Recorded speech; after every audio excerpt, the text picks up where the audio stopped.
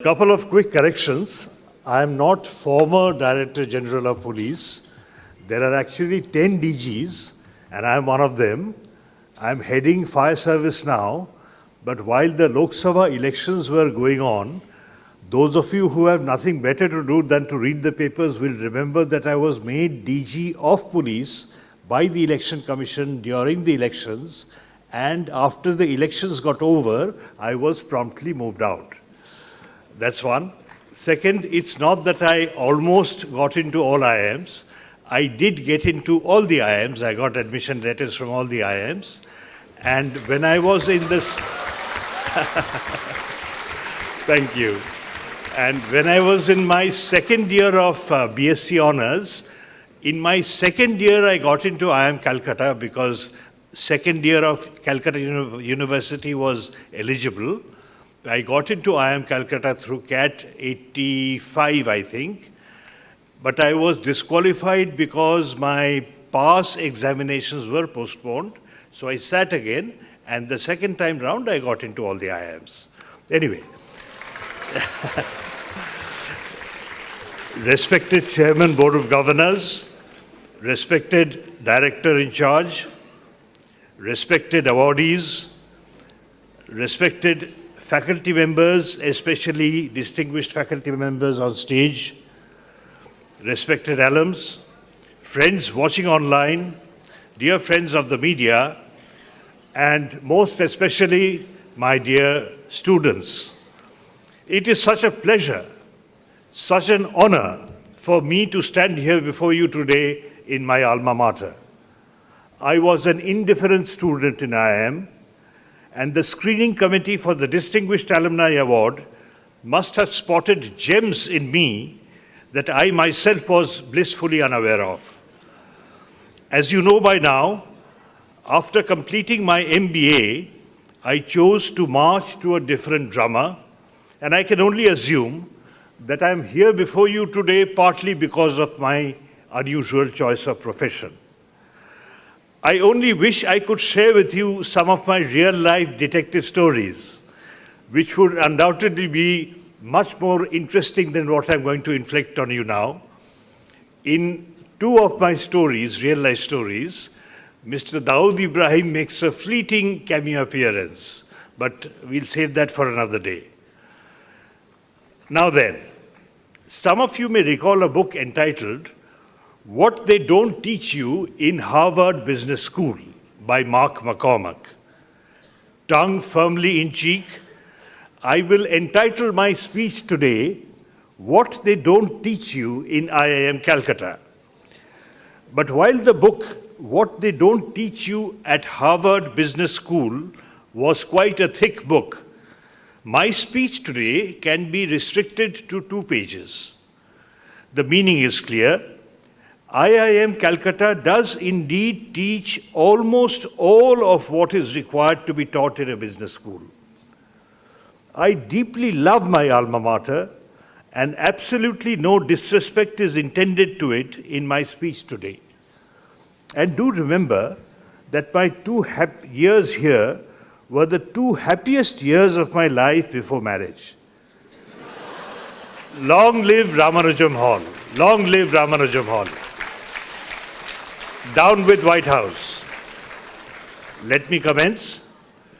I submit to you that at least in my time, IIM Calcutta focused on imparting traits of the intellect at the expense of traits of personality and traits of character. This insight is so powerful that I will repeat it.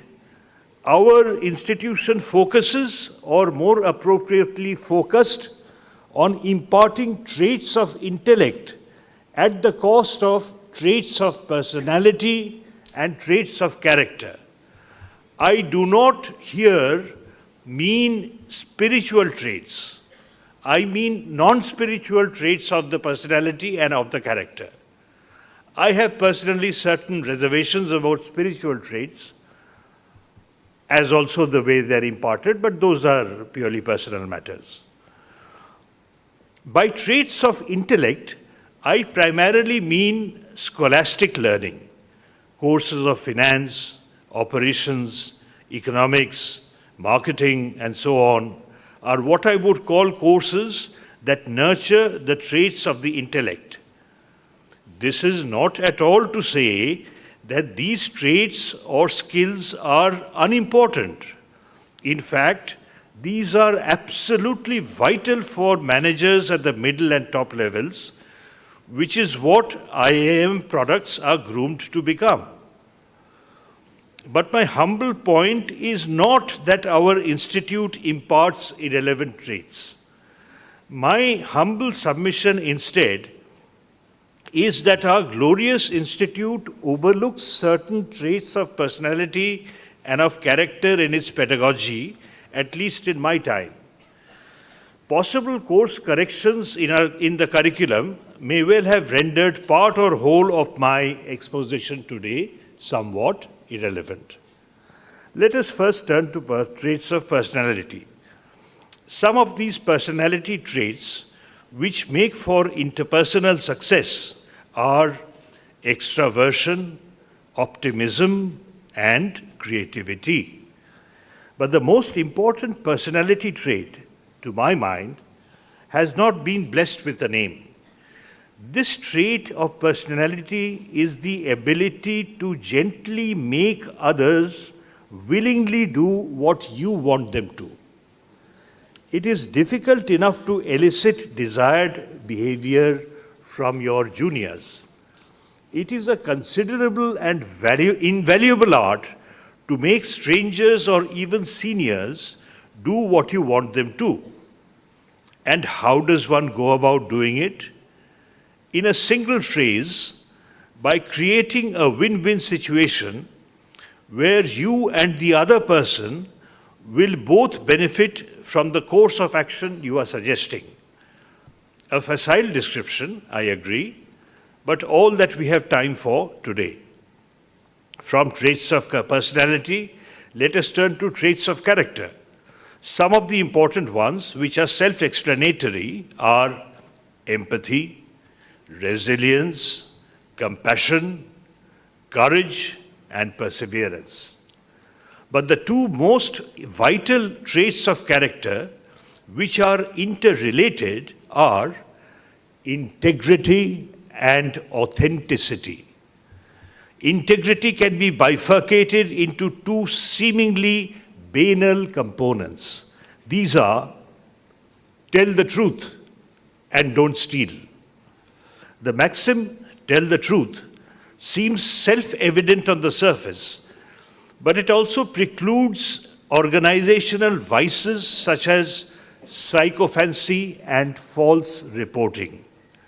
Similarly, don't steal is to be taken not only literally, but also to rule out bribery and corruption, the curse of modern India.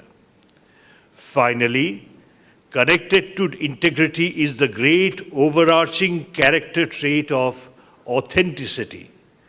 It can best be described by that treasure house of wisdom, Shakespeare's Hamlet, where Polonius says to Laertes, "And this above all, to thine own self be true, and it shall follow as the night the day, that thou canst not then be false to any man." How are these traits of personality and of character to be imparted? Unconventional content calls for unconventional pedagogy. I suggest, within the confines of specially designed case studies, verbal duels between two senior managerial practitioners, one believing stoutly in the trait in question and the other considering it redundant or irrelevant. Friends, I have great news for you. My speech is about to end. I said what I did today after considerable thought. I can only pray that it made some sense to some of you. When I began thinking about what to say today, I was tempted to call these traits of personality and of character the keys to managerial success or some such. But I now think they are far deeper, far higher. Far, far higher.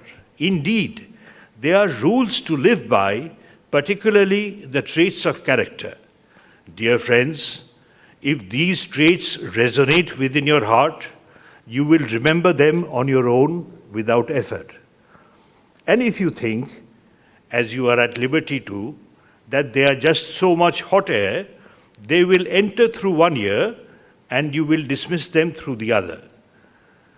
This choice of yours is not in my hands. I have spoken from my heart and my mind.